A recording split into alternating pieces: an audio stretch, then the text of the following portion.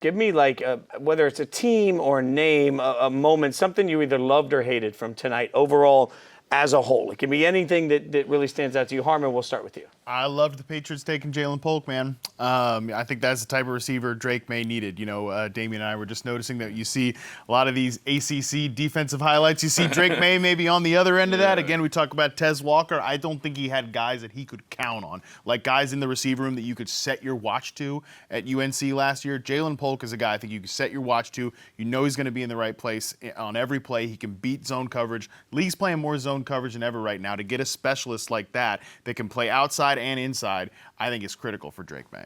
Yeah, I'm going to go with the Steelers making it, there was all this talk that the culture was gone, that the locker room was gone, that all of this stuff. And now they're bringing guys that felt like the old Steelers back.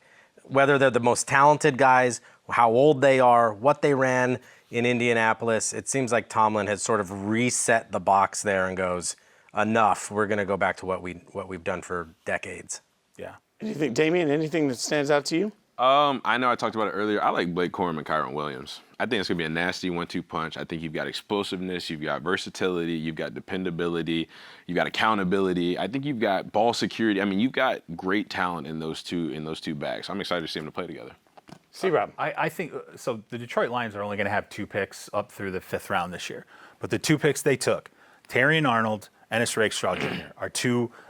The cornerback was a need. There's no question about it. They went and got 2 guys they have size, they're talent. They've matched up like forever against top tier talent. I love the fact that they only had 2 picks to deal with before the 5th round, and they went out and they assessed a need that was clear, and I thought it was a decisive way to handle the cornerback spot. Since you guys have taken a lot that we agree on, I'll take one other team that I think only had 1 pick. And it was an important one. Kieran Amagaji, the tackle for the Bears. I think the Bears quietly are putting themselves into the playoff conversation next year. If Caleb Williams plays even remotely as well as we think he should, with the weapons he has, even with the progression that has to happen for a rookie quarterback, this Bears roster is really stinking good. And I know they're in a division that's really stinking good, but they're not in a conference that scares me. So if I'm the Bears, I'm looking at it and saying, man, all I got to do is get to the north side of 500 and I can be a playoff team. I absolutely think they're in that situation where they can at least make the argument that they put themselves in the conversation.